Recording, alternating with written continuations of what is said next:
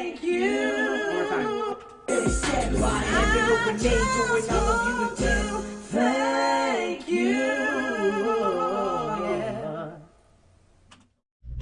Hey, what's good, everybody? So I'm just gonna make this video real quick while I hold the GoPro like this.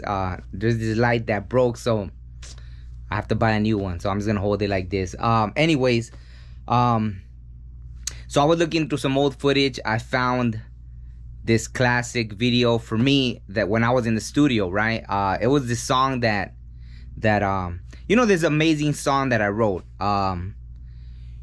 You know, there's a great thing about me, the songwriter and musician, versus me being me, right? Like when I was writing songs, I was 100% as open as I needed to be.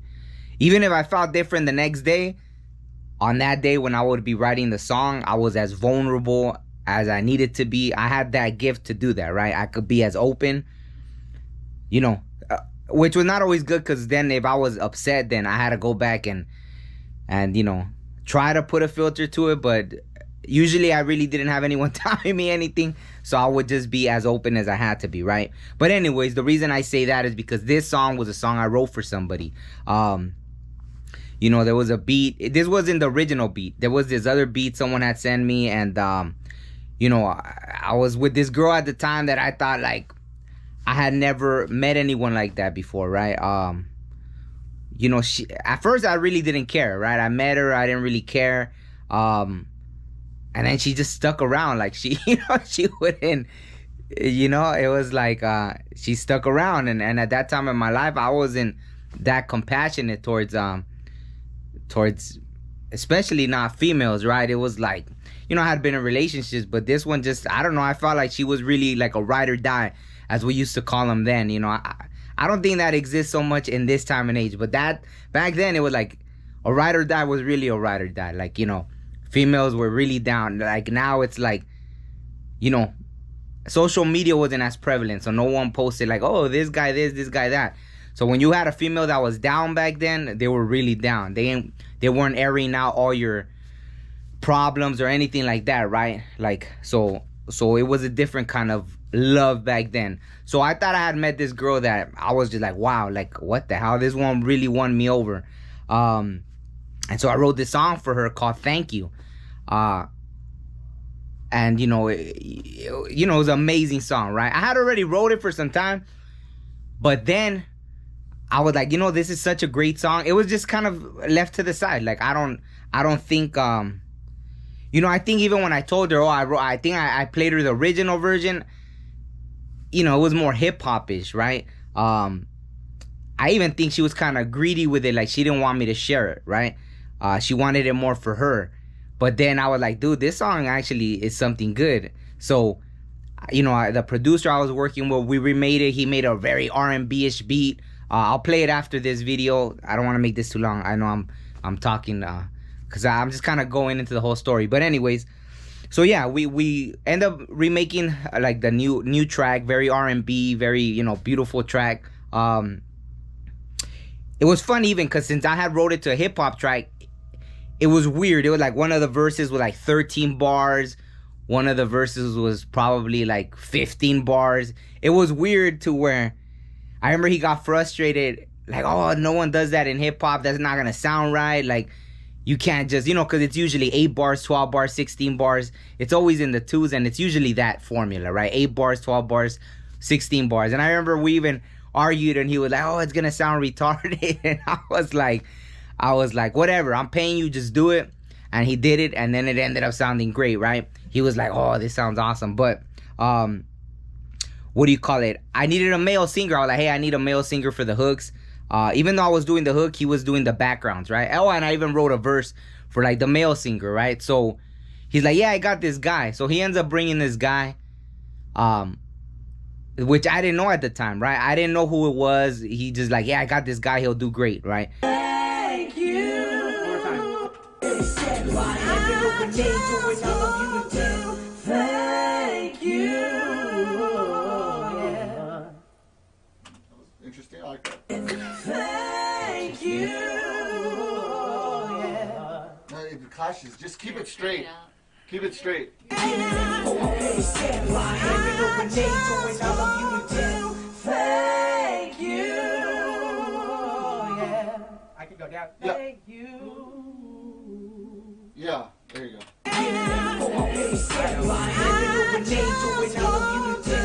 Thank you. Yeah. I think you just keep it straight. Because it just sticks out when you do that. Thank you. Yeah. Okay, that was better. That was better. Thank you. Yeah. Very good. Let's listen from the top. Okay, cool. He brings them to the studio. It ends up that I had actually used them on background vocals when I was in a group, at least like 5 years prior to that, or maybe even longer. I think he was only like 17 at the time or something, and we did a song called Weed and Hennessy that my friend sang on. Like, she was the main vocals on the song, but he was singing in the background. I was like, hey, don't you know my friend Daisy? And he's like, yeah. I was like, dude, you did that song with us. And he's like, oh, that's right, whatever. So I didn't know that at that moment he had made it to the next round on American Idol. So he was about to be on American Idol. So I got happy. I was like, wow. So cha-ching, I wanted to put out that song as a single. And it happens that he had made it onto American Idol, and he was such a great singer. I was like, dude, this guy's gonna do good. Dude, I'm gonna push it. Like that's amazing. And MySpace was on at the time. So An honor to let my voice be heard in front of these people who have made a name for themselves in the music industry. I'm ready to show them what I got. Hey, man, what's your name? My name is Clint June Gamboa. Whoa, got a little June hip-hop Bug in the there. house. And where are you from? I'm from Long Beach, California, representing Strong Beach. Love it. Do it. I wanna be a billionaire so freaking bad. Buy all of the things I never had. Oh, every time I close my eyes, I see my name in shining lights. A different city every night. Oh, I swear the world better prepare for when I'm a billionaire. Hey, yeah. Really? Well. Wow. Junebug. June Bug in the house. Wow. So where'd you learn to sing like that, man? I grew up singing in a lot of gospel churches, and Keep it. Don't lose it. Whatever you won't. do. I won't lose it, man. The notes and the way you sang that song was brilliant. Beautiful tone, man. The vocal was so beautiful. Wow. Really nice, really nice. Let's vote. I say yes. I say yes too. One of the best I've seen in San Francisco. Definitely yes for me. Welcome to Hollywood.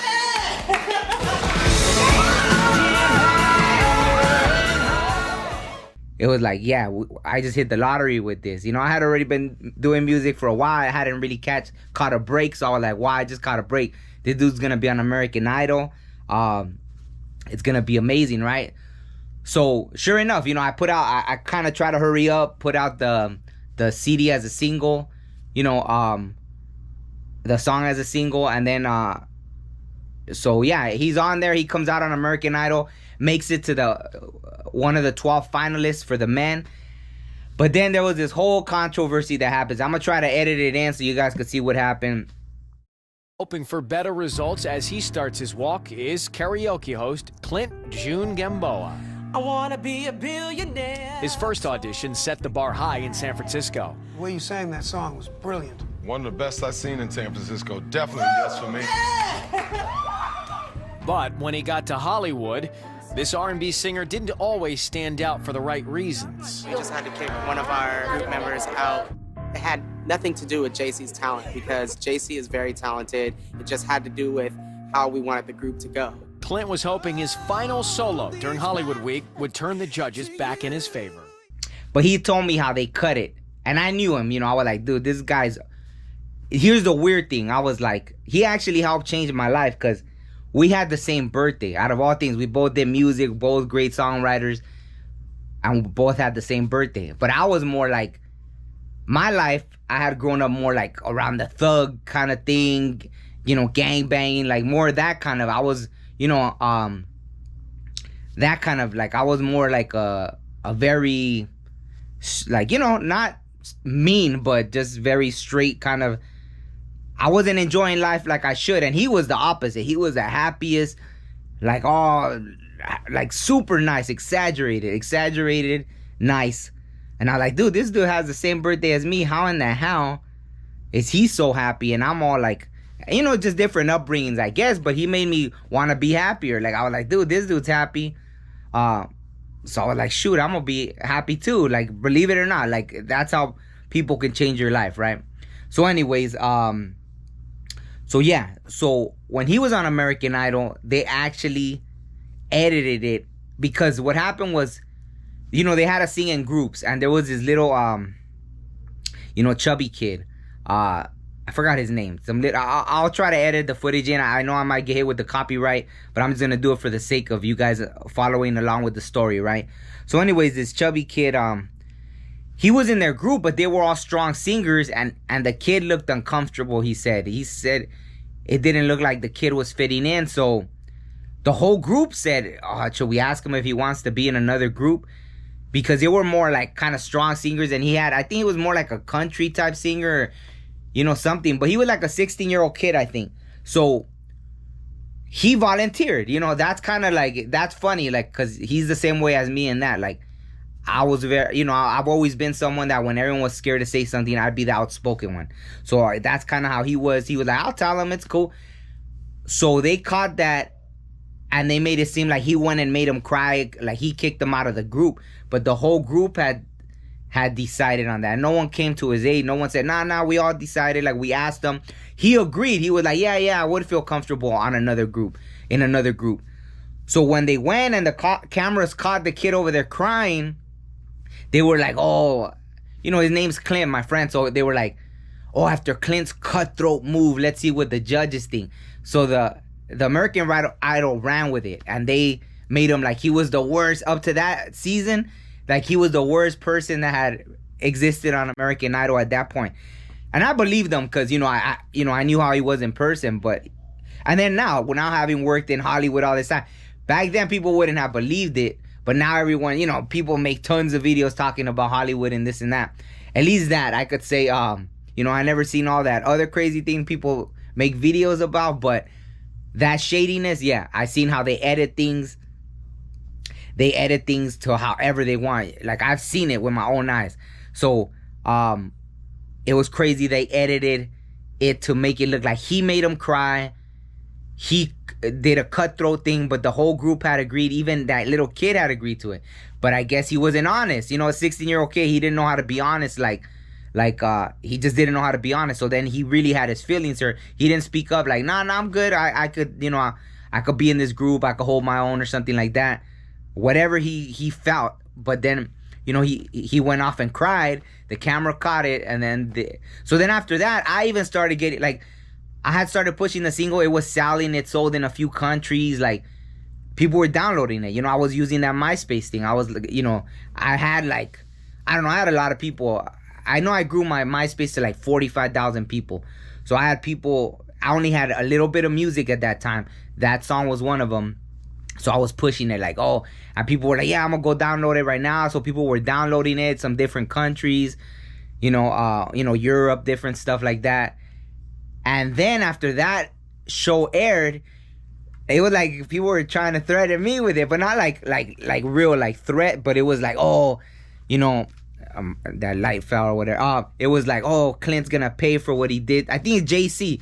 That's right. I just remember because I remembered reading the messages. It was like, Clint's gonna pay for what he did to JC and this and that. And I was like, no. So after that, that's it. The downloads ended. Like, people were, and I got discouraged because I was still young. It's just me. Like, I was kind of like, damn. Like, I wasn't getting the good feedback no more. Everyone was mad at my friend, and I was like, why? Like, I even told them, like, why? But he explained to me, he was like, I didn't mean it in that way. Like, the whole group decided. It's just he was the one that had to Cause I'm the same way. I'll be like, I'll go do it. Everyone's scared to speak up. I'll go speak up. What do you want me to say? What? Like, I'll go do it. You know. And I guess he was the same way. We had the same damn birthday. You know. So that curse of speaking up. And so yeah. But I was like, what? Like, tell me what. I think I called him right away. I seen the episode on TV, the American Idol, and I remember instantly like, cause they were like after Clint's cutthroat move, and I was like, no. And then sure enough, right away, I started getting messages on MySpace like, oh, he's going to pay for what he did. I can't believe that. I was like, oh. And yeah, he got voted out like the first, you know, in that first lineup of, you know, he was in the top 12.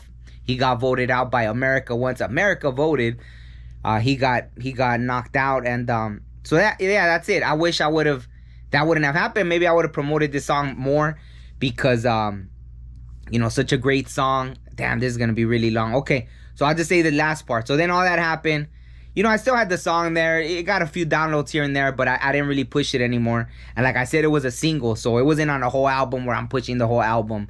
And so, anyways, the girl I had wrote it, more to talk about that. The girl that I had wrote it for, you know, when I gave her the new version of the song, she didn't really tell me nothing. I thought it was amazing. I was like, damn, this song...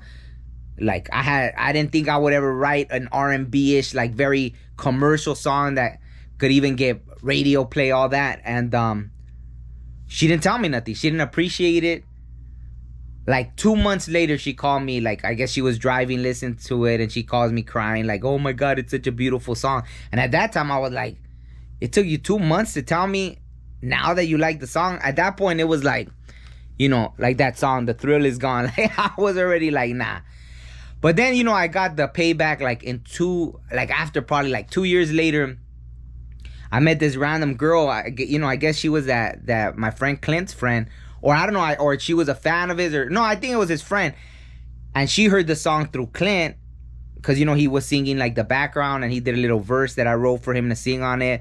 And she starts crying, and she's like, oh my God, that's the most beautiful song. Like, because the song's saying, thank you for being born. Thank you, baby girl, I'm coming home. Something like that, you know, Clint singing in the background. And she was like, damn, like, you're thanking someone for being born. She was like, that's the most beautiful song I've heard, or something. And she's crying, and I'm like, oh, shit. Like, I was like, wow. Like, you know what? You just made that song be worth it. It took that long. You know, the whole point to that is you never know. Like, that's the beauty of music. You never know who it's going to reach. The fact that it reached this girl like that, the person that I gave it to didn't even appreciate it. But, you know, 2 years later, this girl was like, wow, that's the most beautiful song I've ever heard. Like, from a man to a woman, right? Thanking someone for being born kind of thing. And like I said, you know, when I wrote the song, I was as vulnerable as can be. I just, that's the good thing. When I write music, I never held back. Like, oh, no, this sounds too cheesy, or this sounds too emotional, or, you know, because I mean, at one point I wrote like gangster rap kind of thing, or really like strong political songs for me to open up like that and write a song like that. And the song's called Thank You. So I think I've talked enough. I've talked a lot. But, you know, these songs, I could probably make a video this long for every single song I've written or released at least. And, you know, I have like 200 something songs or something that are out there, right? That people could find, you know, like, not to mention the ones I've written, probably like over 1,000 songs in my lifetime. But yeah, so, you know, if you guys enjoy it, then I'll make more stories about these songs. I'm gonna play the little clip, or maybe I already put it in, and then I'm gonna play the whole song so you guys could hear it. And you know, hope you guys enjoy. All right, yeah, and I'll get a better setup next time. Like, my light that holds the camera with the light, it broke, so I gotta buy a new light. I had to hold this GoPro this whole time. All right, peace. Thanks.